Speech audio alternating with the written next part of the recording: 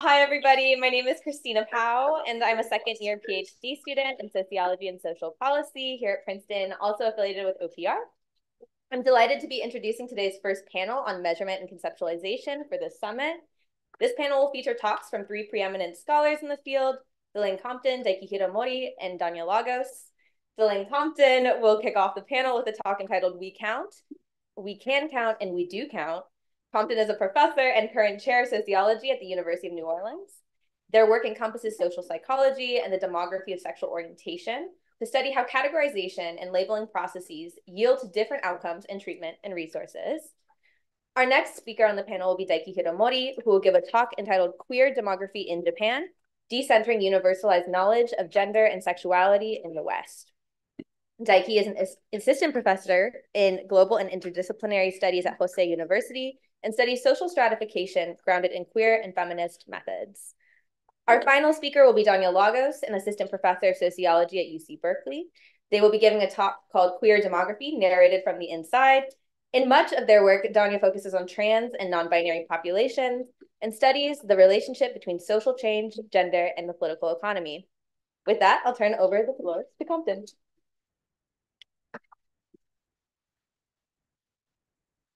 Good morning. Oh, that sounds like church. First, let me start off by saying thank you for this opportunity. I'm very passionate about this topic, these topics, and this work. I want to thank you guys for the opportunity of getting to know y'all. I'd especially like to thank those that helped organize the event, and especially Christopher. Yeah, we'll get started. Now, first, I want to say that I'm trying a new thing with like quote cute titles. I'm very uncomfortable titling, and I think you'll see my trauma later on like slide 7 or 8. I was thinking about doing something very similar to the beginning of your title, and then colon a memoir. But anyway, so we'll go ahead and start off with a little bit of an overview. Today, I do want to talk a little bit. The first part of my presentation is going to be a little bit about the state of the field, and our main challenge is the lack of data. I'm going to talk some about the contributions of census data, pick up where Gary left off, and skip over things he covered and so forth. And then I do want to take a moment to talk about what I'm doing now and some of my future work. Now, let's just kick it right off. This is a slide from some of Landon Schnabel's work, but it goes up to 2015, but it just kind of gives you an idea of where we are with regards to sexuality studies, okay? So if you look, also I'm going to tell you guys, I'm really good at staying in my lane, which is honestly US sociology, and I'm very academic. So those are going to be my lanes I'm going to stay in. So thanks for bringing the politics and so forth. Here we look at the top 3 journals in sociology, or what we consider our top tier journals, that are general journals, ASR, AJS, and Social Forces. And you can really see the discrepancy in how much attention is given to sexuality studies. So this is sexuality studies, okay, compared to everybody else. To date, we basically have a huge data problem. While my work particularly focuses on the US, the lack of data is not just an American problem. And in fact, in some ways, comparatively, we might be doing quite well. So this is the current situation that we're facing. For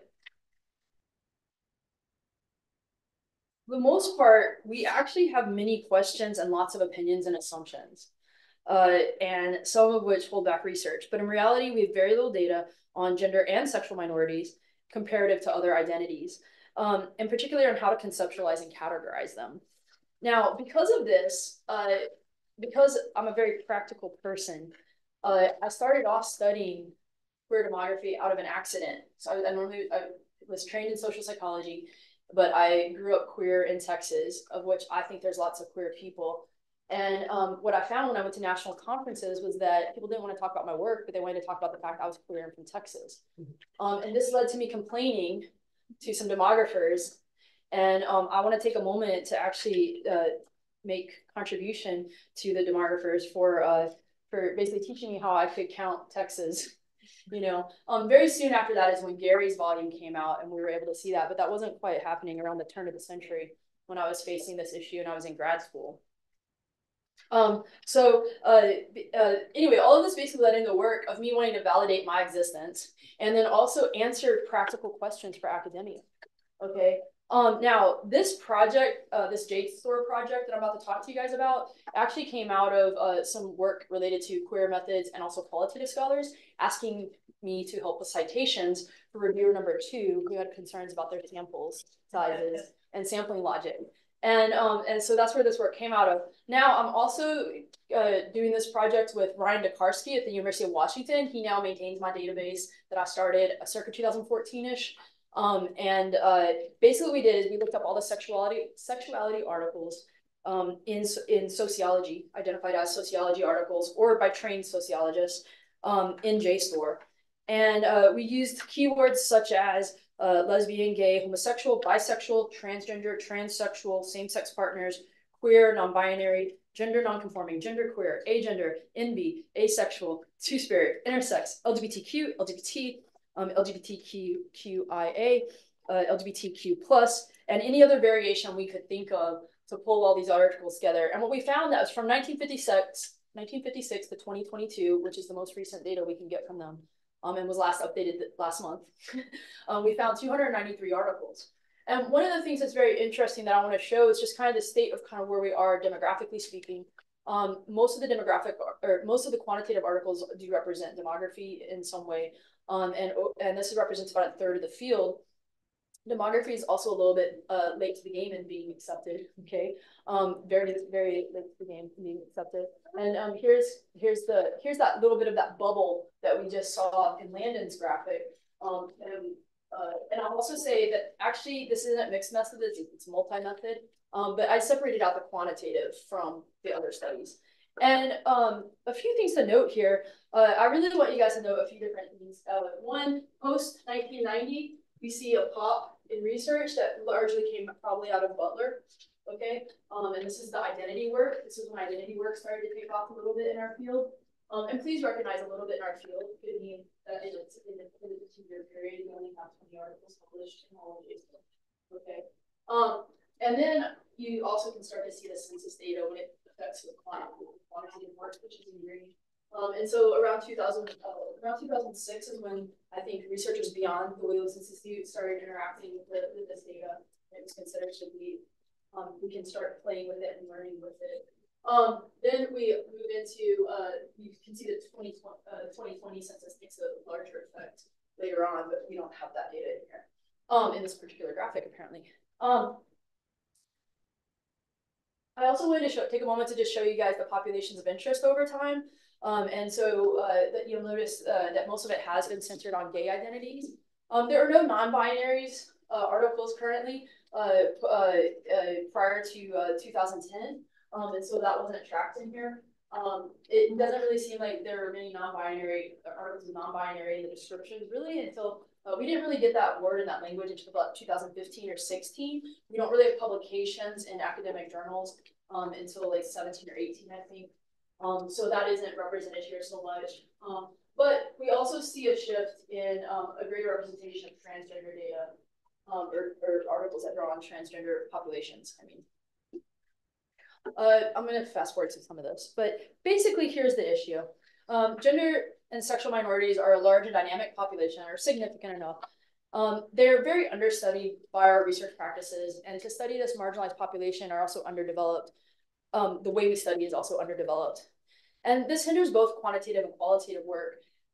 Most significantly, it's hard to publish.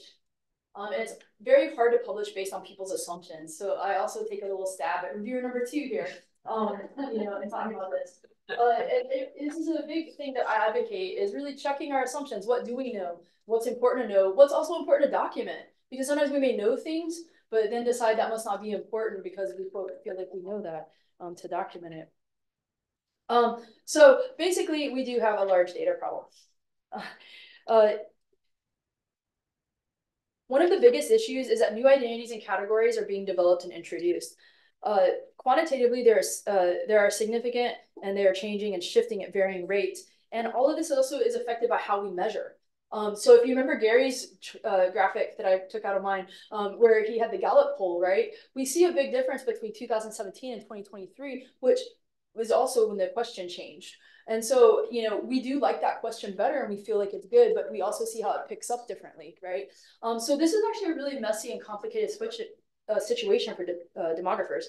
So on one hand, gender and sexual minorities are potentially a dynamic population. This includes all sexual orientations, gender identities, desires, organizations, and communities. We're considering, I try to speak to also intersex, indigenous, third gender populations, asexuality, poly populations, agender, gender fluid, trans, and so on. But on the other hand, we may have the worst practices and attention from researchers historically for these populations. So overall, understudied, and our practices are not always the best. I also want to take a moment because I'm going to stay in the academy here, and I do want to validate how hard it is to get published in this area, especially when there's such little known. Now, the social psychologist in me knows that when there's little known, people are most likely to draw on stereotypes or their own experiences. And I often see this with reviewer number 2, right?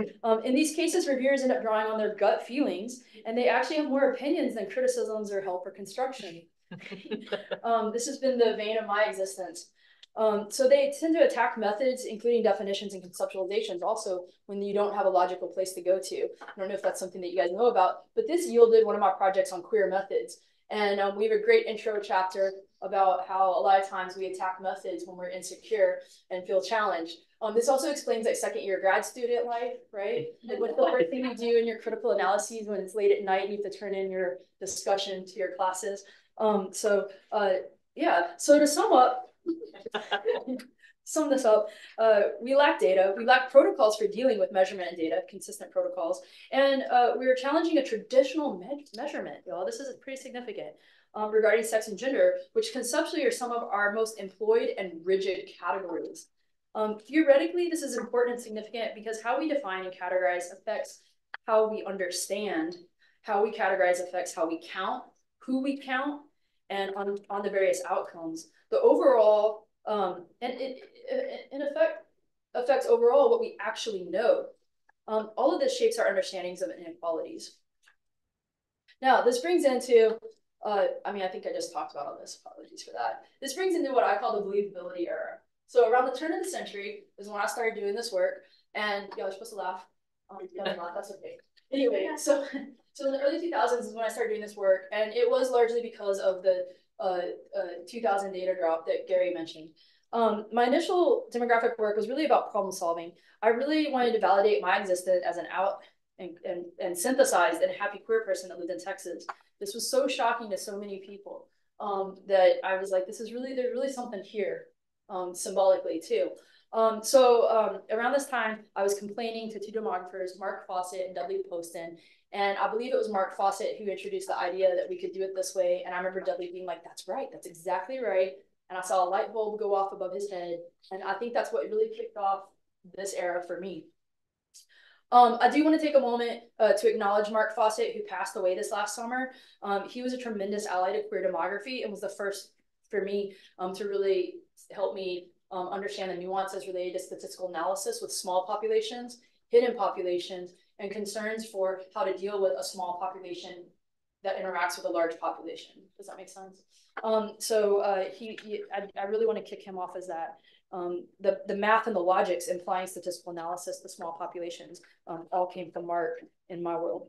Dudley then was our greatest champion and ally related to this work and getting me started in academia. So I'm very thankful to both of them. Now, this kicked off what I'm going to call the believability era, which I call this because we did have so much that was unknown and assumed. For the most part, we were challenging stereotypes. We were also challenging stigma. We also were challenging reviewer number 2 that was like, of course we know this, but we didn't actually know it, and nobody could cite to it. And it got rejected because of reviewer number 2 believing we knew this. Anyway, so during this time, reviewer number 2s also had a big concerns. The main concerns were that they didn't believe the findings. They already believed it and knew it. And or there were philosophical disagreements about whether we could literally count or capture this population, whether we should. There was also questions as, there's also a lot of, they really wanted us to ask a different question. Like, it's great you counted these people, but here's what I really want to know.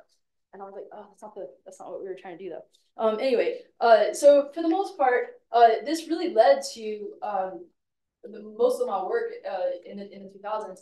And it also led to us really learning how to create conceptualizations of measurement and definitions and use the best that we had. So this is where we also start learning the difference between same-sex partners and also individual identities, individual folk and so forth. And we also really had to build out the validity of the measures. So for example, when people couldn't believe that people lived in certain locations, we would, Dudley would put us on a plane and we would go look around. But yes, we saw people. And we saw queer communities here. We saw queer people and we saw queer communities and we saw queer establishments. This really led to the same-sex partner book project that I have with Amanda Baumley, who's in the room today, and Dudley Poston, who I hope is watching.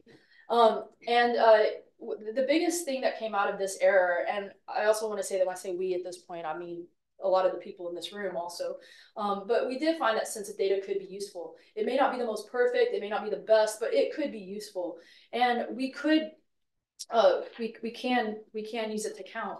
We basically discovered during this point in time that we can be counted. We discovered that we are diverse, that we are everywhere, that we are thriving and disadvantaged. And then along with we're everywhere, we don't necessarily live together. Probably one of my biggest citations is that gays and lesbians don't live in the same areas. And that we also can live in diverse enclaves and communities. So out of this work, though, I'm going to say my greatest lesson learned was always advocate for your book covers and never believe that somebody can do it. Please note the lesbians in the hot tub with champagne on a demography book. That's got to be a classic. Sounds fun.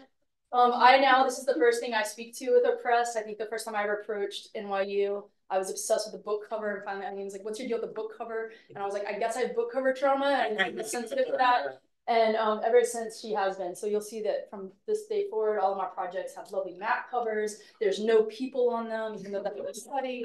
Anyway, yeah. So anyway, that leads to, I want to cover real quick the demography now. I looked up, I went online, I looked at demography to see the state of demography specifically, and this is the Journal of Demography. And I really want to talk about, I really want us to focus right now on 2008 forward, but we see what data has given us. Okay, so it is getting better. Now, when I first did this, LGBT looked like it was a good measure to kind of compare against my JSTOR data. But it turns out that I was like, oh, the issue here is that we don't have the same-sex data in here. So when you look up same-sex, I ran into like a big hole. And the issue is that any cross-sex comparison in demography came up, so I got paused. But part of what happened was I remember Black et al. 2000. I remember there's some Manning in here. I think this right here is Donor. There, shout out. Anyway, so I put in the articles that I cite a lot, and I cite most in there too to try to initially start this out. But my point is there's a lot of work on same-sex partners that's not in here, and couple relationships that's not in here. But that used to be how we talked about gay topics in demography.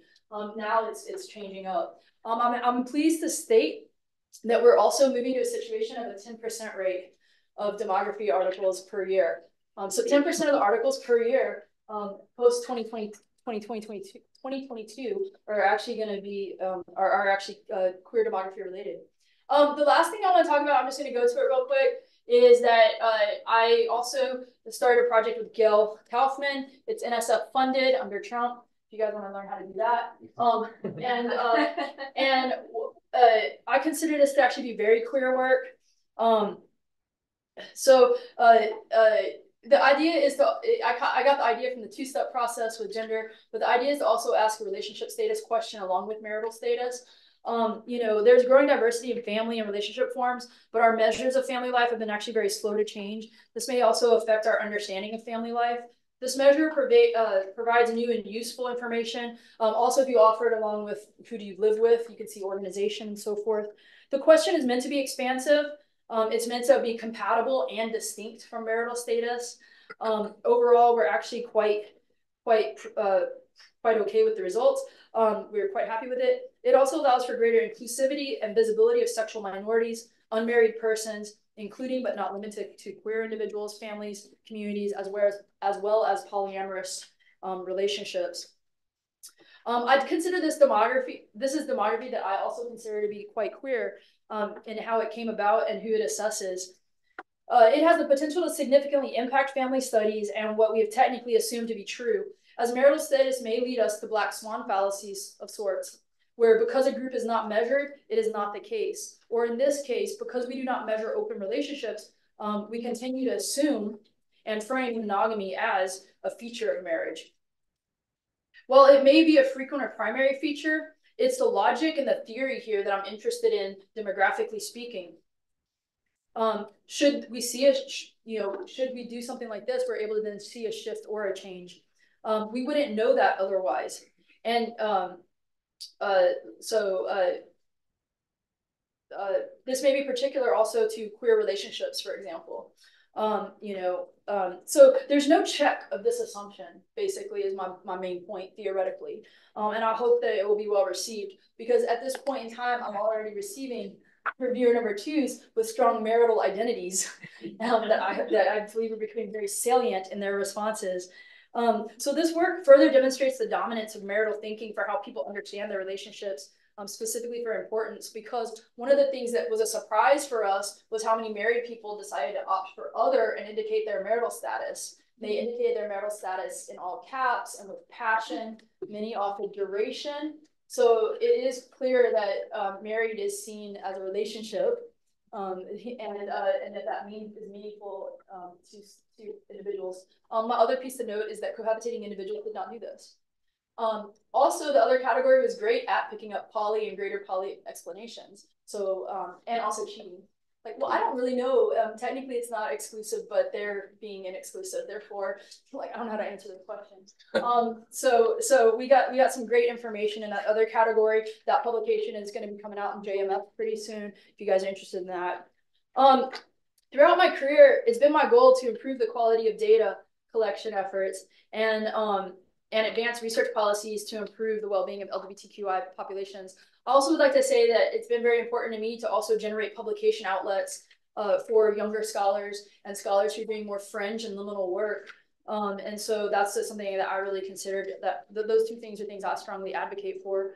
So I'm basically a strong advocate for SOGI measures, should they be added to all gender and population surveys, which also I did want to say the census is planning on 2031, including some of these measures. So if you guys want to talk about that. And I also want to end on a last little story, which is that in 2008, somewhere around 2008 or so, I know that Amanda and Dudley went and gave a talk in Houston that some of the politicians and political affiliates kind of picked up on, where we basically taught Houston how gay. Amanda won't float her boat this much, but we basically taught Houston how gay they were. It's a very gay city. We told them. And my evidence of this, which I know we should be careful with how we generalize, but for the sake of storytelling, is prior to this talk, there'd never been a mayoral candidate in a gay pride parade. Post this talk, the very next gay pride parade, every Democratic mayoral candidate was in that pride parade. And then the following year, Houston got their first lesbian mayor. So, you can take that for what it is with a grain of salt, but I do believe measurement is important and has very practical consequences. And I think Gary really showed us a lot of that work. Thank you very much. So thank you everyone for coming. So my name is Daiki Hiramori, and the title of my talk is Queer Demography in Japan, Discovering Universalized Knowledge of Gender and Sexuality in the West. And here's the outline of my presentation today. So first, I will provide a brief overview of the history of queer demography in Japan. And second, I will discuss our first study, which is about measuring SOGI on population-based surveys in the Japanese context. And then third, I will focus on our second study, examining the sexual orientation category don't want to decide, haven't decided, which is an option we originally included in our pilot population-based survey conducted in Osaka City in Japan to capture queer or questioning people. And then lastly, I will talk a little bit about our third study on the gender category other, which is an option that is becoming more sort of widely used in Japan to sort of supposedly capture non-binary people. So I will start with the first part, a brief history of queer demography in Japan. So regarding LGBTQ issues in Japan, it looks like people have two conflict views. First is Japan as an LGBTQ-friendly country, So this is mainly coming from the fact that Japan has virtually never adopted sodomy laws. And also it's coming from the lack of traditional religious authorities that condemning same-sex sexuality or cross-dressing. At the same time, many people regard Japan as a country that is not LGBTQ friendly. So for those who think, this way, the lack of legal recognition of same-sex marriage or civil unions, or the high proportion of LGBTQ people who live in the closet, these things are sort of frequently mentioned. However, if you look at existing studies on LGBTQ issues in Japan, most of them are theoretical work or empirical work using qualitative methods like other countries. And of course, these previous studies are important, but we don't have enough data, statistical data on LGBTQ issues in Japan. So with this lack of quantitative data in mind, demographer Saori Kamano published a paper that explicitly discusses demography and queer studies in the Journal of Population Studies in 2011. And this is considered to be one of the first academic papers on queer demography in Japan. In addition to the significance of Soji perspectives in population studies, she focused on the danger of quote-unquote sort of counting, fixing, and controlling LGBTQ populations from a queer theoretical perspective as well. And then a few years after the publication of the paper, a group of sociologists and demographers conducted the first nationally representative survey that included both sexual orientation and gender identity questions in Japan in 2015. However, they thought they had to conduct more rigorous methodological studies to measure SOGI on population-based surveying in Japan properly. And so they established a research project, Demography of Sexual Orientation and Gender Identity, building a foundation for research in Japan. And I started participating in this research project as one of the few social scientists who use quantitative methods to study LGBTQ populations in Japan. So that was a brief sort of history of queer demography in Japan. So now I would like to talk a little bit about our first study on the measurement of SOGI in the Japanese context. So here are the recommended items to measure SOGI based on our previous studies in Western societies. There are some variations, but these are the sort of widely used ones. As many of you may already know, for sexual orientation, this kind of question is recommended for general use. And for gender identity, what's often called a two-step method is widely used. So first you ask about sex assigned at birth, and then you ask about current gender identity. And using these questions, you divide the respondents into transgender people and then non-transgender or cisgender people. So with these sort of pioneering studies in mind, we asked this research question. So are the findings from these previous studies applicable to countries with legal, religious, and cultural contexts regarding sexual and gender minorities distinct from Western societies such as Japan? So we conducted focus groups and pilot surveys in 2017. And later we also conducted cognitive interviews with older adults as well, because Japan is, as you might know, Japan is a super Asian country. So it's crucial to ensure that older adults can also adequately respond to our SOGI questions. And here just, the flyer we used and then also the survey material. This flyer was distributed at the Pride Parade in Japan, and we also conducted focus groups for non-LGBTQ people as well. So this is what we found. For sexual orientation, we found that adding the phrase not gay, lesbian, etc. to the heterosexual option was very effective in making sure that heterosexual people who may not know the term heterosexual can still circle the heterosexual option. And later we termed this the heterosexual problem in the demography of sexuality, because we found that LGBTQ respondents didn't have any issues responding to this kind of question. And for the most part, we had to work super hard to ensure that heterosexual people who don't know the term somehow circle like bisexual or other somehow. So and also we decided not to include the other option, at least for population-based surveys. And instead, we developed two types of others. The first other we developed is don't want to decide, haven't decided, which is primarily for queer or questioning people. And then the second other is I don't understand the question, which is reserved for heterosexual people. Again, we don't know what is being asked. And so I think these two findings are more or less known if you're familiar with the sort of English language literature. But for the measurement of gender identity, we found something different from what's been discussed previously. So most of our focus group participants found the two-step method difficult to respond to. And this is because the Japanese terms for sex and gender are exactly the same. And some participants thought that we are asking the same questions twice. So in order to avoid this, we came up with this three-step method in which we first ask about sex assigned at birth, and then only for those who said I have a different gender or I have a sense of discomfort in the second question, for only to those people we asked the step 3 question, which is about their current gender identity.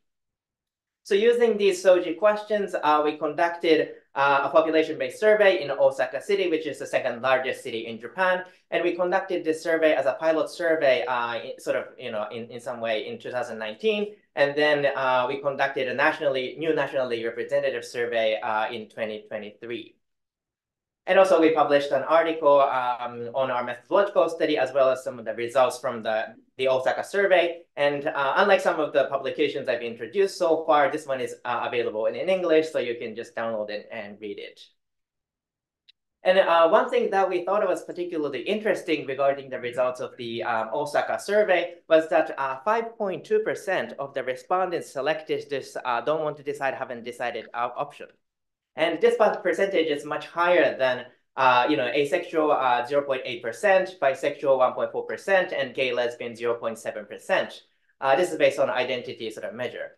And in our paper, we just wrote that this was much higher than we expected, but we decided to investigate this category closely, which led to our study too. The question is, are all of those who select this sexual orientation category, don't want to decide, haven't decided on surveys, sexual or gender minorities? So when we developed this sexual orientation question, we originally thought that we'd include this option to capture minority respondents who can be classified as queer or questioning. But because of this unexpectedly high percentage, we inspected other dimensions of sexual orientations like attraction, behavior, and so forth for those respondents, and decided not to include them as part of sexual or gender minorities when we released the preliminary results of the survey, which is shown here. And so we included LGBT and asexual, but not don't want to decide, haven't decided. However, when we released this, we received many comments from LGBTQ activists, which was kind of similar to what Dr. Gates was mentioning, and saying that those 5.2% of people should be counted as sexual gender minorities. So the proportion should be 8.2% and not 3.3%. So our research question in this study was, can we treat everyone who selected don't want to decide, haven't decided option as queer questioning or part of sexual gender minorities? And to answer this question, we conducted an experimental web survey in March 2020. So we used the same question asked in the Osaka survey for sexual orientation. And then we asked an additional follow-up question for those who selected this don't want to decide, haven't decided option. And there were 159 people who selected this option. And among them, about half of them selected don't want to decide, haven't decided, because they do not or don't want to use labels such as heterosexual, gay, lesbian, etc., or they don't want to classify themselves. This was the most common reason. And then about 13% of those who selected this category, they did so because they haven't decided yet, or they're in the process of figuring out their sexual orientation. And then some of them selected this option because there's more than one category that applied to them or identified with a label that is not listed in the previous sexual question, such as queer or pansexual. So this kind of illustrates that people select this option for a variety of reasons. However, on the other hand, there were some respondents who mistakenly selected this category and later selected heterosexual or chose I do not understand the question when they were asked to select their sexual orientation again. Also, about 18% of those selecting this option indicated that they do not understand the question again or the terminology used in the question. So if we add up those people, we can say that roughly speaking, 22% of those who selected don't want to decide, haven't decided, maybe actually heterosexual. And because for this follow-up question, about half of them, said that they don't want to use labels, which is the most common option. So we further disaggregated these responses, 82, people by Soji. So this is the result. And among those who selected don't want to use labels, which is 1.6% of those selecting the, this don't want to decide, haven't decided option. 5.7 were classified as transgender. And then 13.8% were classified as those who show some indication of non-heterosexuality, which includes asexuality. And remaining 32.1% or 51 people were those whose gender identity is the same as their sex assigned at birth, and also their romantic attraction, sexual behavior have all been exclusively heterosexual up until now. So some of those 51, people could be potentially heterosexual people who just don't want to use labels due to some philosophical or ideological reasons. So overall, this finding kind of shows that there are various backgrounds for selecting the category, don't want to decide, haven't decided. On the one hand, counting everyone who selected this category as sexual and gender minority leads to a sort of overestimation of the proportion of sexual and gender minority populations. But on the other hand, it is quantitatively shown that there is a certain number of people whose sexuality cannot be understood through questions that assume the sexual majority sort of binary. And we believe this, that this is a good example of research in queer demography. So in one of our previous works, we temporarily defined queer demography as a discipline that provides estimates of proportional distributions of SOGI and analyzes demographic characteristics by SOGI to problematize heterosexual and cisgender norms in society, while at the same time describing non-normative and fluid moments of the SOGI categories and critically studying the process of how a collection of people is constructed as a population group. And then the last topic of my presentation is the category other, which is increasingly used in gender questions on surveys in Japan and probably across countries. So as public awareness towards LGBTQ issues is growing, some scholars have started incorporating a third category to the gender question on surveys. For example, in addition to male, man, or female, and women, some surveys have other or unsure or prefer not to answer as a third category. And of course, scholars have introduced these third categories to make the survey more inclusive, but there needs to be more rigorous, methodological studies actually looking at, who the people that select this category are. So we conducted additional experimental web survey last year. So here's the result. So if you look at those who selected other in the one-step gender question, actually it turned out that 51.3% were cisgender women, and then 41.0% were transgender, and then 7.7% were cisgender men. So we consider that, just because someone selects other as their gender does not necessarily mean that they are a gender minority. This may be happening because, for example, cisgender women thought gender or sex should not be asked on surveys at all, or they may be classified as cisgender women using the three-step method, but they may have an aversion to feminine roles. So because of this, we concluded that if the background behind the selection of this category, the other category, is not well known, it may be difficult to interpret the results for those who selected this category. So using these findings above, we conducted a nationally representative survey in 2023. This is the sexual orientation, question we used. So you will know that there's a phrase, heterosexual that is not gay, lesbian, and instead of having one other option, we have two options for option 5 and option 6. And then we have additional question for those who selected number 5, because we thought we can't guarantee everyone who selected this category is gender sexual minority. And then also, these are the questions for gender identity. So we use again what's called a three-step method.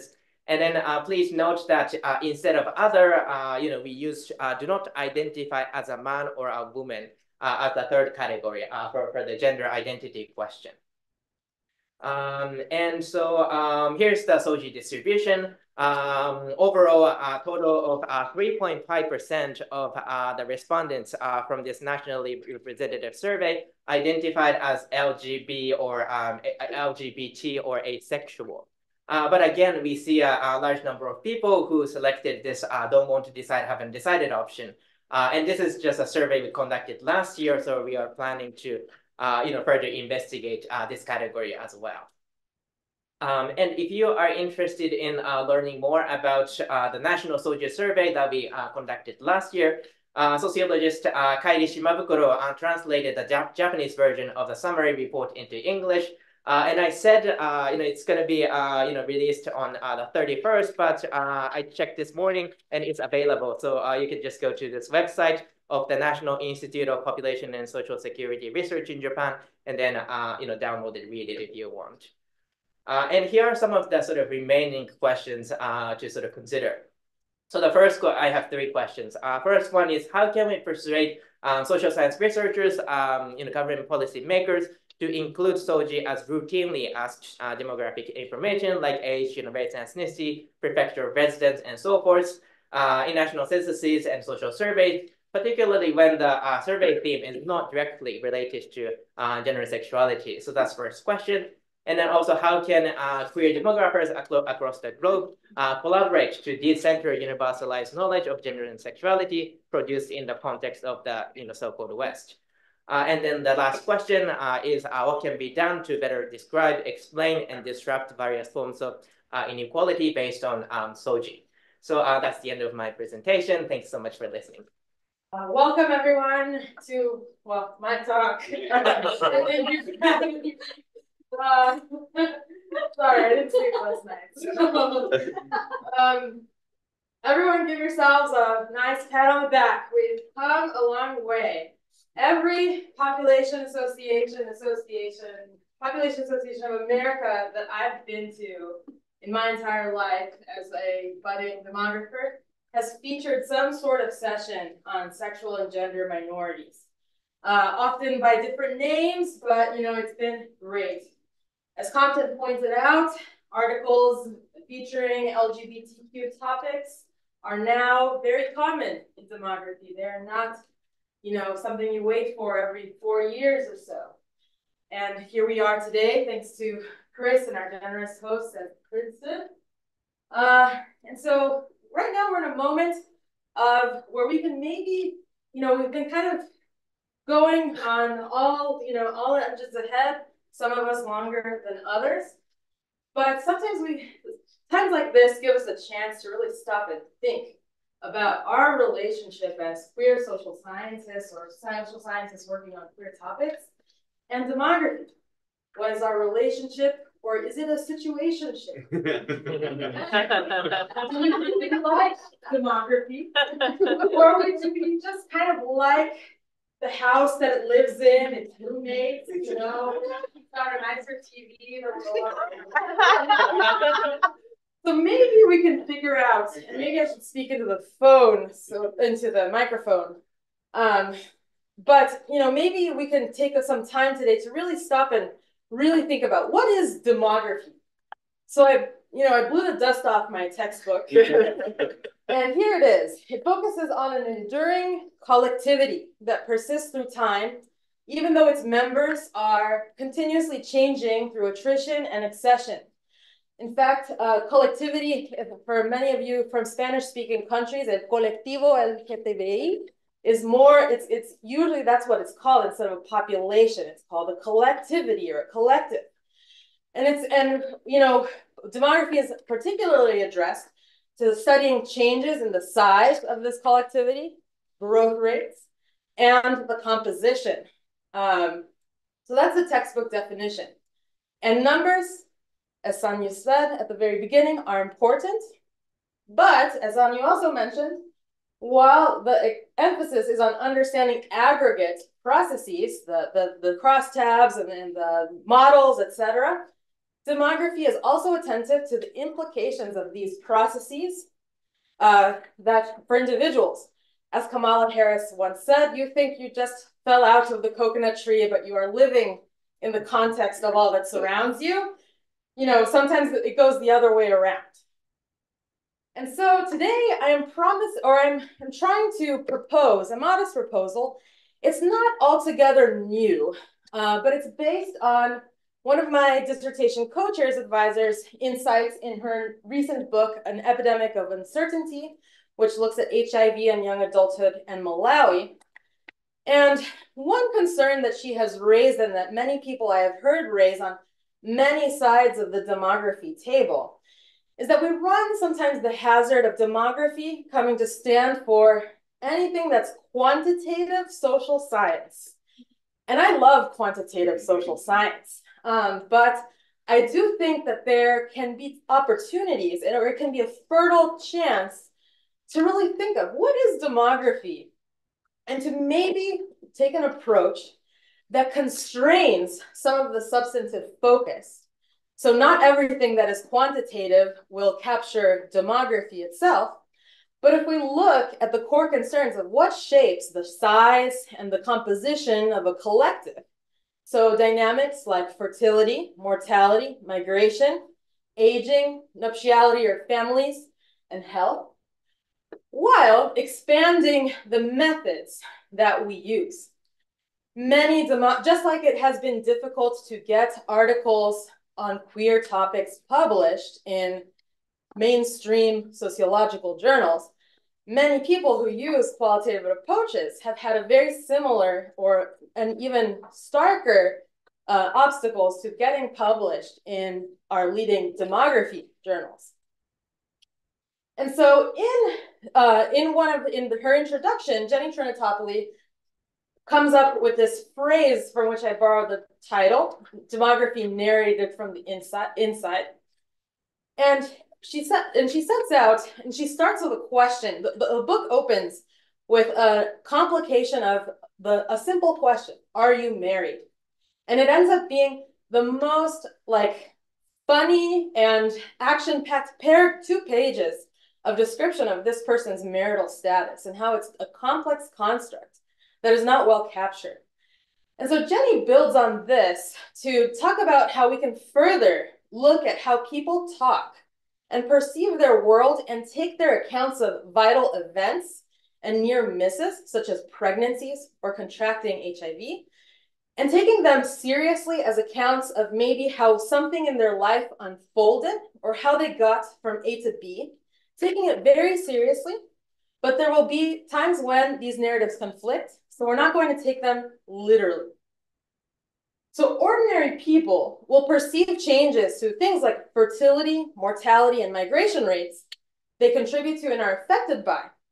They do not, and we will see some exceptions to this, some people really do think like demographers, but they will notice when many men move to South Africa to find work, funerals in 1 year compared to the last, and pressures on land in terms of availability and sustainability for farming.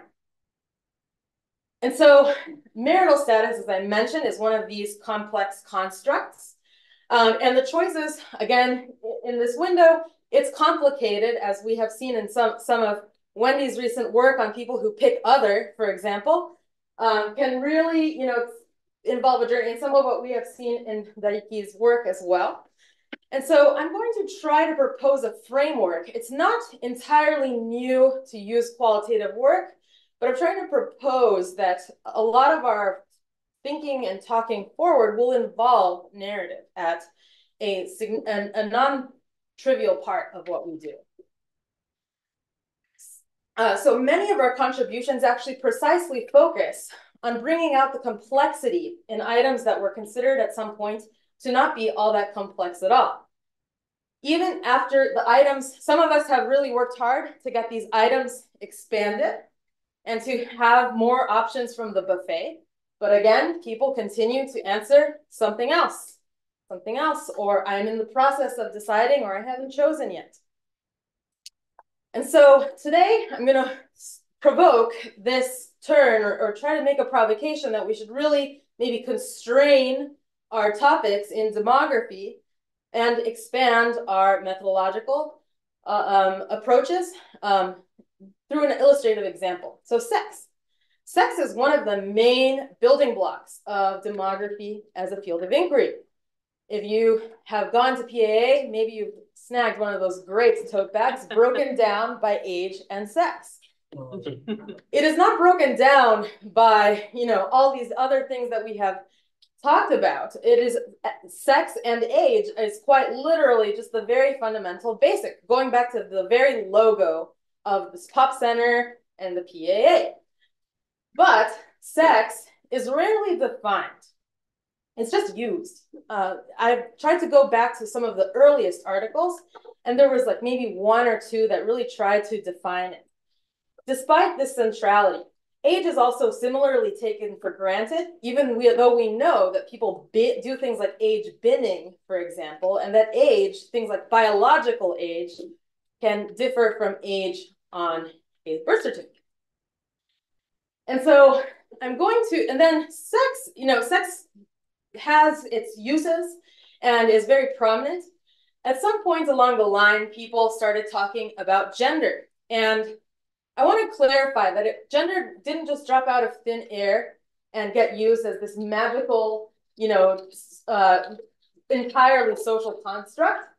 It was used by Susan Potts Watkins to emphasize the social construction of the relationship between the sexes, following Joan Scott's definition. Gender has changed, and how we use it has changed, perhaps, to refer to a distinct type of social identity, but it does not entirely replace what we use as sex, which on its own terms is also it has a deeply social component. It's not like sex is entirely rigid, unchanging, and not mediated by humans interacting with each other. And so enter this newest development called sex assigned at birth, which acknowledges that sex can change across the life course, or at least remains kind of neutral on this, but refers to a starting point at which some sort of embodied characteristic and social norms first meet. And sex is assigned at birth typically, but now with sonograms, this is kind of also changing. People are maybe not officially putting down the sex until birth, but they are, any sonogram will sometimes, they will tell you what you are having in kind of a very reductionist way. But here we see this emergence of this question. What is your sex assigned at birth? It gives us a little more clarity of what exactly they are asking for. And then they ask, what is your gender in this new consensus study? And so this is kind of a rudimentary estimate based on Berkus data. There are many other data sets, and the specifics are a little different, but the trend is similar in that people are, if you define transgender as living according to a different gender identity than that associated with your sex assigned at birth, we can see that in more recent generations, my argument is that more people are trans in recent generations than in the past. It's not just a matter of people are coming out of the shadows. But we'll leave that aside for now. Let's look at the narratives and how people talk about it. And so in the book project that I'm working on, I'm trying to combine the demographic data with memoirs. And the advantage of memoirs, to my mind, and I would love to get people's thoughts, is that it captures how people thought and the stories they told before all of the articles in Demography came out, before we ushered in the trans tipping point. I'm just kidding, but before society changed to be way more focused on trans lives and acknowledging varieties of sexual and gender identities. And so, okay, great. And so memoirists have also gotten to sit down and think and how they want to tell their story in their own words about how they got from point A to point B and maybe to point C and D over a sustained amount of time. And so some of the earliest trans memoirs that I've been able to find are written in times like the 1960s and the 1970s. And their styles, the covers are all going to be very different from each other. And so I was interested in looking through my preliminary comb through the memoirs, I've read around like 20. I'm working my way through. How do they talk about this concept? Sex assigned at birth. And so in this chart that I showed you, I have data from people born 1935 onward. So I've limited my parameters to people born in the US 1935 through 2004. And so here's the earliest cohort. I've so far worked my way through 3 memoirs written by people in this cohort born between 1935 and 1944. And the experiences vary. Mario Martino, born in New York, said, "Till I was 9, I didn't know that I wasn't a boy." Mario Martino is a transgender man. "My father knew that I wasn't, but I didn't." Somewhere down the line in his memoir, he also mentions that the term sex was just never used growing up in his strict Catholic household. Deirdre McCloskey, perhaps the closest to thinking as a demographer, being an economist, says, and I say to your question, why are you transgender? She answers, why can't I just be? And incidentally, why do you think you are the gender you were officially assigned at birth? Prove it. How odd. Now, this was the closest I got to sex assigned at birth because Deirdre McCloskey describes it throughout as gender crossing. Not sex change, but gender crossing. So the narratives and the way people navigate this is going to vary even within the same cohort.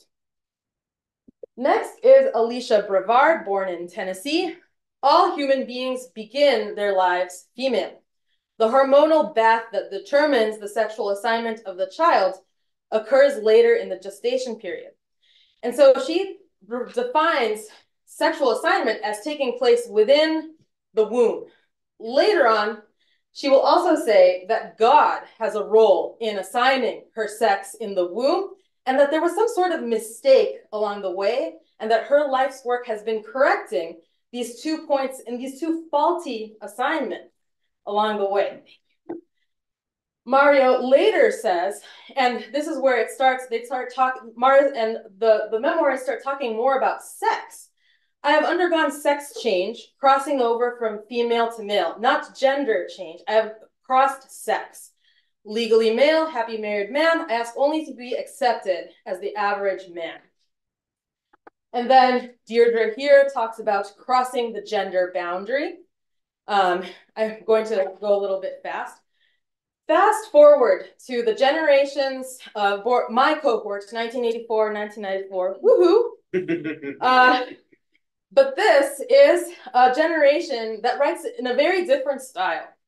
The very first thing we do to babies, there's this narration, is sort them into gender.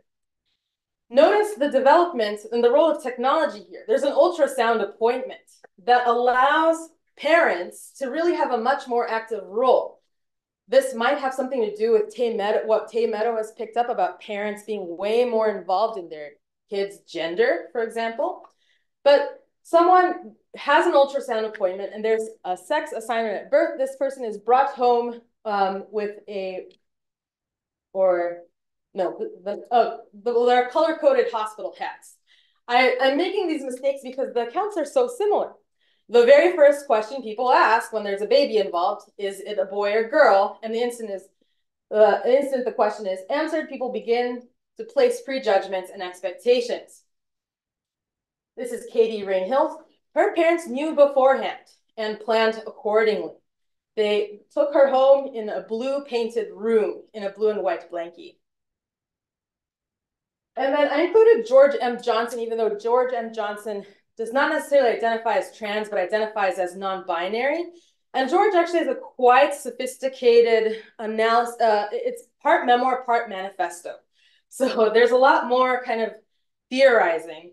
And so they have this very detailed explanation, but they also invoke the sonogram in their generation as really kind of impacting how parents are taking an active role in shaping, but with the assistance of medical technology in shaping these norms. Importantly, they point out, it's as if the more visible LGBTQIAP+ people become, the harder the heterosexual community attempts to apply new norms with, for example, the gender reveal. Who here went to a gender reveal in the 90s? I certainly did. Okay, this is the most, but then we're starting to see even the memoirists are even starting to kind of take aim at the format of the memoir. So there's even a self-awareness in the development of these memoirs that is going to really play a role in people referencing social change in how they understand the sex they were assigned at birth and how they believe their lives are shaped by this. So in Jacob Tobias' book, this book is a rebellion against the mainstream classical trans narrative, aka all the books that I'm reading, which has quite frankly gotten a little repetitive. The fact this far past the trans tipping point, the trans narrative copyright has basically been distilled into a Mad Lib. And it starts off with, I was born in the wrong body. Now, Jacob is referencing their own cohort peers. But what I think is very interesting is that you can have this critique of the contemporary narrative, but that other narratives, if you go further back in time, and the narratives in the middle in between these are kind of do show this progression to a greater focus on sex assigned at birth and what this has meant. You have to read, an individual story in the web of other connections they are making, and in this case, trans narratives themselves. And this is something other trans memoirists in early generations also mentioned other famous trans memoirs. But I find that this is a very interesting way to think about sex assigned at birth and how does this live in the lives and the stories people tell about their experiences. And what might this tell us about narratives of growth in a population, changes in demographic composition, and all of these other fundamental building blocks of this fundamental building block of demography that we actually, as queer demographers or people working in queer demography, are uniquely positioned to kind of talk more about this fundamental building block. And so sex assigned at birth has become more salient, formalized, and ritualized, is what I would argue, in the narratives of the more recent cohorts.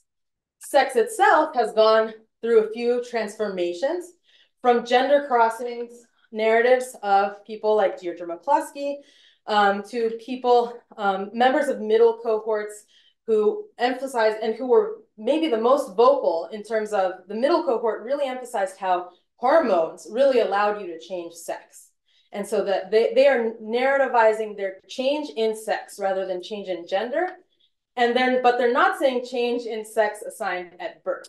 And they're not like in more recent cohorts, people really talking and narrating their lives in light of an assignment. The conclusion here is that queer demography will be enriched by incorporating narratives into our work. This is not saying stop doing quantitative work. I would be out of a job. This is not saying don't do anything that is not demography.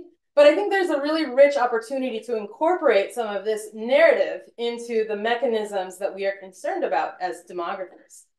So thank you very much. This is just the final parting slide of Deirdre talking about sex ratios and migration. So some people really do talk like demographers, especially if they are economists. Hi, everybody. I'm Jen Jennings. I'm a sociologist here and also appointed in SPIA. And these are three really hard and hilarious acts to follow. You guys were such engaging presenters. So let me just say a little bit about the perspective from which I'm coming at this. So I study young people, and I study young people in schools in particular.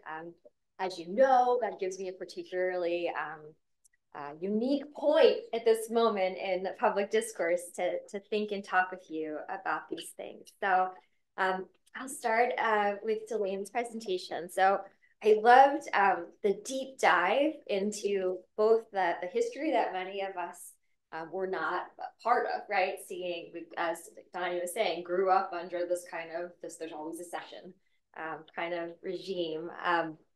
And so I really appreciated just the way in which you laid out the change in the field over time. That was all a lot of learning to me. And I think that's kind of the highest compliment I can ever give to a presentation is that you come away really feeling like you learned something new. I appreciate your attention to the dynamism and the challenges that creates for measurement and the ways in which new identities are constantly emerging. This made me think of when I taught 2 weeks ago Joel Middleman's ASR paper, and the students in my class were very, very upset that he wasn't predicting a range of gender identities as part of that model, and just saw it as like, this is very old way Professor Jennings thinking about this, even as it's one of the first papers to take up this change over time in education. So to the extent that we had that conversation, it made me think for Delaine's talk about the ways in which different life stages and different points in folks' trajectories really influence the ways we think about measurement. So for the 28% of those who were assigned female at birth in Gen Z who are identifying as bi, what's interesting is the overwhelming majority of them have never had any sexual relationship with anyone else, right? And so this kind of leads nicely into Daiki's talk as well. So I really liked the way that you, and very much in the way that qualitative researchers do, and the best quantitative researchers do as well, like pulls apart what are the cognitive processes that people are thinking about when they're answering this, and what are the ways in which they're resisting the very, kind of existence of such categories when they're thinking about this. This made me think a little bit about some of Joe Robinson Simpian's work, who's at NYU, and y'all may be familiar with his work. He came to this from the perspective of seeing, like, from a statistical perspective, what are the odds that someone who is a 14-year-old boy would be adopted, incarcerated, transgender, on and on and on and on, right? So we started looking at this idea of mischievous respondents and the ways in which, in some of the ways that you mentioned heterosexual folks in your study did, found it funny to identify as every stigmatized identity that was available to them in the Youth Risk Behavior Survey, and how that really played a role in us shaping the perceptions of health outcomes that folks were having, because alongside claiming every stigmatized identity, they were also claiming every stigmatized behavior. Right? So I found that fascinating. I really also liked this, like, don't want to have decided, haven't decided yet piece. And I thought that also was super relevant for thinking about, measuring young people and younger people. I found your point about government surveys to be fascinating, because we're seeing right now in the US a huge pushback to the Youth Risk Behavior Survey, which has historically been like a key way in which we measure young people's well-being. States are saying, we're just not going to do this survey anymore because you have these questions about sexuality and gender identity on them. And so this also made me think a little bit about the ways in which this literature needs to consider opting out or refusing. So many of these data collections now are giving parents the opportunity to pull their kids out of them. And that's just something to think about for that population as well. So Danya, I want to take this class with you about these memoirs. And I don't know if that's how your class is already organized, but it sounded like I want to read your book, but I also want to take the class. So as a first point, as a person who is always asked, like, are you a demographer? Like, in the same way that Zanyu is, right? It made me think about the ways in which demography in its own way has this like sex at birth assignment. Like, are you really this thing or that thing? And how would you know if you were? You hang out with demographers, like your advisor's a demographer. So basically you are you really? Like, we have the same, right? So anyway, maybe have these kind of meta thoughts about demography. But I really liked the way that I think you kind of articulated like a social construction of demographic processes way of thinking that seemed like a whole kind of new theoretical perspective that you're adding over and above the incredibly important population estimates that you've produced in your own work. This is all obviously your own work. And it just made me think about the ways in which there's this open space and this emergent space of mixed methods demography to really think about. I'll close by thinking about some of the intersections. I guess coming back to this opting out piece for young people of folks increasingly saying in interviews they don't want to identify in any school related or external survey as being part of a category in light of rules that require their teachers to report them, right? For being in any category that's not, I am sex at birth assigned, identify with, and have sex with the opposite. And so I think that also kind of raises questions about the ways in which both visibility has provided new opportunities for study, but also has created pushback that may result in the short term, at least, having a lot of challenges in studying per population. So that's all I have. I really just enjoyed these 3 talks. So thanks so much for being with us. And Christopher, thank you so much.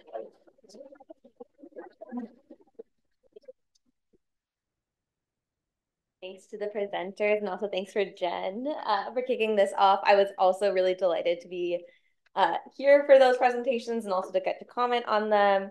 I think they also set the stage for the panels to come. Compton kicked off the panel by having us think about data scarcity and the lack of consensus on best practice. This data problem, as they put it, became further heightened in Daiki's presentation. Even if we collect data on SOGI measures using surveys, how are respondents interpreting these questions? What are we picking up on our data? And is there a right way to ask a question? And moreover, even if we find a right way, does this only work in one context, or will this translate across different contexts?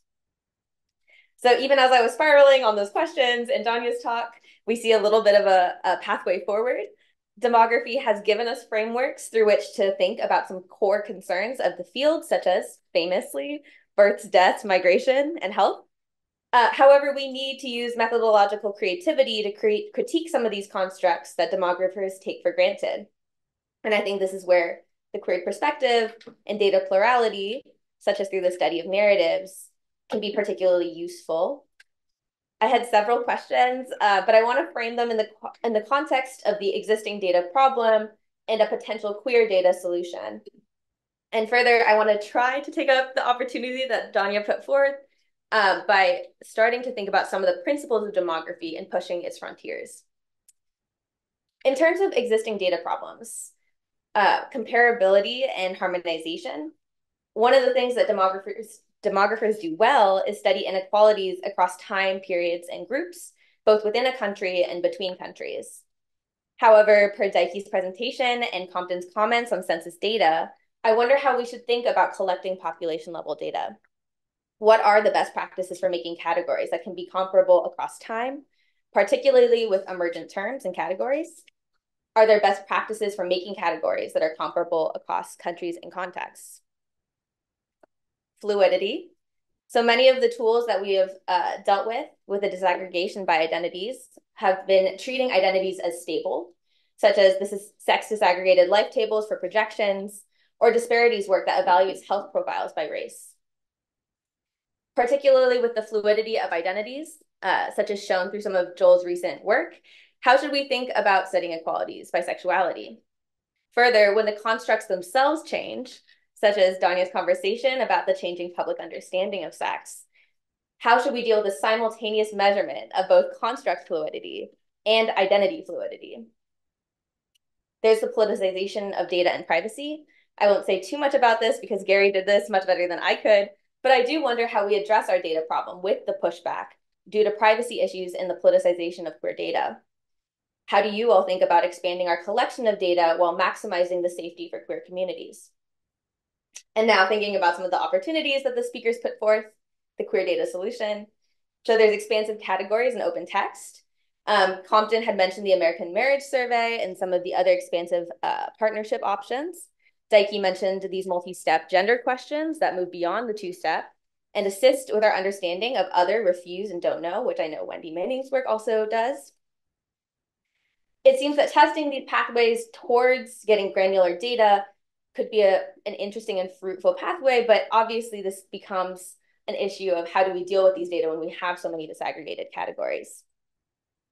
Nonetheless, I'll be interested to hear throughout the day how others have been thinking not only beyond the gender and sex binaries, but also beyond gay, straight, and bi.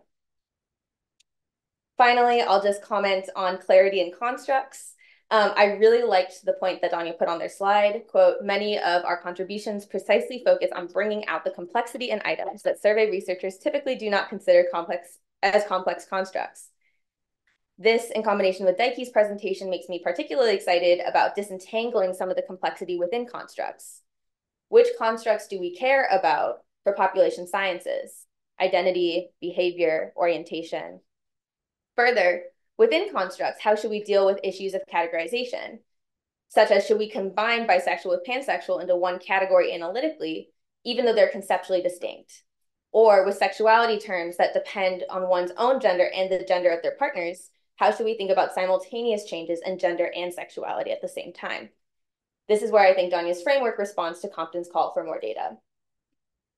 So I know that I posed several questions, and I'm sure the speakers will have other questions to respond to from the room and on Zoom, but I want to reiterate how much I appreciated these presentations and how thought-provoking they were. So thank you all.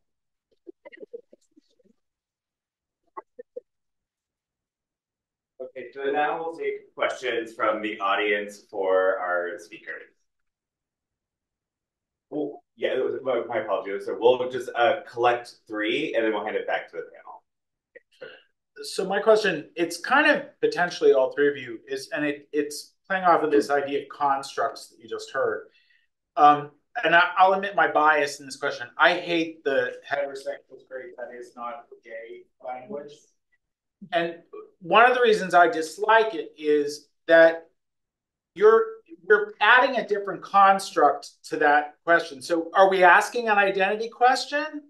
Or is what we want to know how they behave and who they're... And so if what we want to know is about their behaviors and their attractions, why are we using any identity terms in the question? Like, why are we asking them if they're gay or lesbian? Why don't we just ask, do you have same gender attractions and behaviors, and avoid the whole identity problem? Because there's clearly a big group of people, big enough group of people, that don't have these identities that we use. And then we have this whole issue of figuring out, well, are they really heterosexual? And what does that mean? So I guess my question is, how do we... That said, I also get why it's done because of the testing that you found in terms of... So how do we get around that issue of... And how do we get more clear about our... Because I do think now we use identity terminology now to describe other things. And that works for a lot of it, but then there's this group that it doesn't work for. And how do we address that in our service? Any other questions? Oh, yes, here. Yeah, thank you all. I have 2 questions that are sort of for Danya, but also I guess the first one is a little related to Dr. Gates. I guess especially in bringing out the complexity in categories. A lot of them are also vary so much by other identities people possess. So in these narratives, where do you observe some of those coming out in how people are constructing narratives and how they think about themselves? And then second is, do you also see variation in the time people are writing in addition to their cohort? Building a little off of that, my question is also targeted towards Danya a little bit, which is, if you've got a published memoir, as any of us who've dealt with a publisher knows, they care about how the audience is going to receive it. This isn't a product of my own identity. It's also a product of how I expect to be received. And it particularly, I think, relevant to a lot of the things that we're talking about here. I have a friend who refuses to even explain his identity, but will only go so far as to be like, I'm in a Discord group that's called the wrong kind of trans. I was like, what does that even mean? He just won't even talk about it. And so I think about how, like, there's people who say, like, well, we just don't even fit this profile. Or like, I have other acquaintances who, when I walked into their house and started talking, were like, they're trans, and they're like, the words assigned at birth, assigned gender at birth, are banned in this house. They're like, we need to have a cross stitch that says that. And I was like, okay, but what do we say instead? And they had nothing. They refused to even provide a substitute. And so I think there's a whole gamut of experiences here they don't get produced and published in, productions. And so like thinking about that, just thoughts. I'm sure you have thoughts on it. I'd love to hear. Okay, thank you. So we'll hand it back to the three panelists. So go in order, so So this is actually great because I think something I kind of forgot to say that I feel is pretty important for my presentation is that I actually want to challenge the term best practices. And that's because, Jesus. What to do with this? That's because we don't want to do that. That's because best practices, there's actually more than one. Okay. Culture is important. What makes sense can vary, right? Especially based on your research question. So we go back to methods 101. What is your research question? Who are you trying to speak to, and what question are you trying to answer? There are good practices and logics for measurement and method. It's not singular. And one of the things that's most interesting to me is as a demographer that gets contacted by a lot of different organizations and or other academics, particularly qualitative, is how much they never lead with their goal and the research question. And they're like, does this question look good? Here's how I want to ask. Here's how I want to ask sex. Does this look okay? And then I'm like, well, who's in the, who are you surveying? Because if my mom is in the survey, the question is gonna have to look way different. And then if my non-binary students are there, I actually struggle with them the most, in part because they won't identify exactly what they want isn't there. But my mom isn't gonna understand that. And it may be more important to keep my mom out of their group than it is to keep their group out of my group. My group is also more likely to understand old language, old queer language versus my mom's group. So anyway, it does seem that a lot of times the language has to be a little bit archaic towards identities in those situations when you're dealing with mainstream. Believe it or not, mainstream culture is not actually up on queer language and identities. And so that's something we really have to work with. And I think that's actually what the census is having the biggest problem with right now. And with the sexual orientation question, what people don't realize is they're going to be asking that of person number one. So now my mom has to fill out my, if I'm living with her, let's pretend. But, like that's a whole different scenario and a whole different set of problems. Okay. It's a potato. Is it on? Yes. Yeah, okay.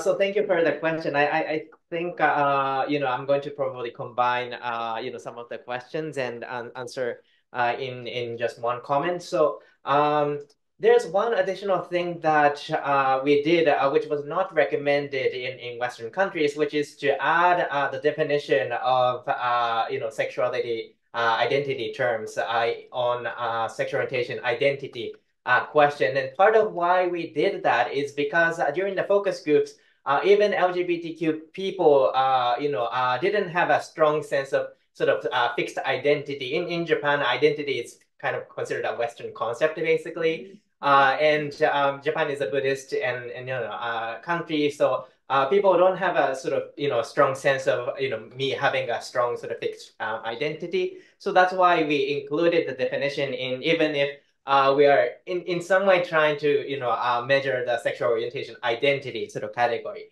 And part of why we did that is on the one hand, we want to be able to compare our results with other countries. And then, for the most part, if you were to sort of compare with other countries, it's currently like Western societies. And then so if we were to compare the results, we have to ask identity like ish question. So that's why we use that.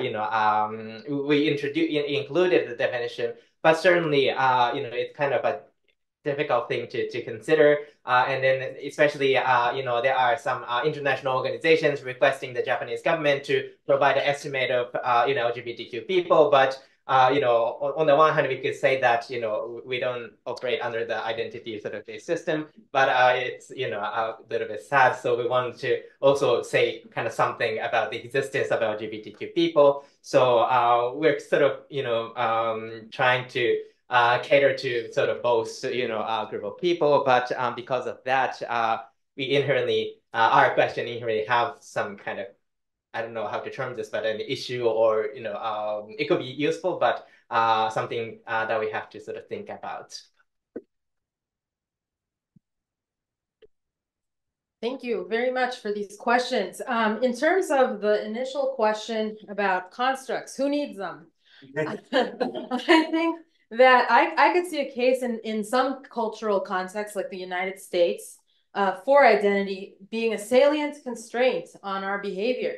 If I do this, even if I might want to do this, it will challenge my identity. Jamie's work on in demography, with the paper Straight Girls Kissing, for example, draws this axis of identity, behavior, attraction, for example, that I do think can capture some of these identity threats and that people negotiate when deciding what to do, for example. And then in terms of the memoirs and the role of other factors like class, race, gender, well, we covered gender, but race and class, for example, in some of the memoirs, people talk about having certain opportunities available to them. But they're not the ones we might think they are. We might associate, for example, going to college as a plus factor, right? That's where you learn your queer theory. That's where you get to go to all of the clubs that are LGBTQ themed, etc.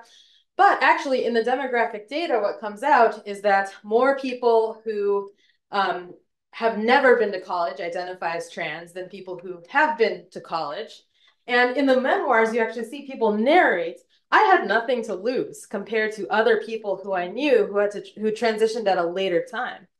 My parents had not invested a dime in my education, so I could just be who I was at a much earlier time. And so I do think that the memoirs and the data together help us understand, disaggregating even at the quantitative level, and comparing by other demographic categories can really help bring out these stories and tell us where to look in the memoirs for, the mechanisms we might see reflected through the quantitative data. And then I loved the question about the role of the publishers. This keeps me up at night. I try to really gather from a diverse set of memoirs. I've also included oral histories in this because oral histories are a little more free-flowing. You have the exact questions that someone asked. They're still in this person's own words, but they, again, memoir, and I thought I had kind of reached saturation, and then I stumbled upon a site of just self-published memoirs, and the floodgates opened. I will never be done reading memoirs. But then there are people, again, who never sit down to write one, don't want to write one, and talk on the internet. And this is where books like Avery Dame Griff's Oral History of the Transgender Internet really help illuminate some of the communities and how people are chattering. Jenny Turntopoli also uses another term called population chatter, which one could have kind of a sense of, here are people talking about how they're the wrong type of trans, but I will also say there's a whole new genre of being the wrong type of trans memoirs in not very small presses. So there's a lot out there. It's more of a matter of selecting, curating. It's not intended to be representative. It's intended to add understanding into the broader scale, but you can point to other salient factors like demography to kind of be able to generalize, well, not generalize, but to talk about how the narratives work within the broader picture. All right, well, thank you, everyone, for this great panel.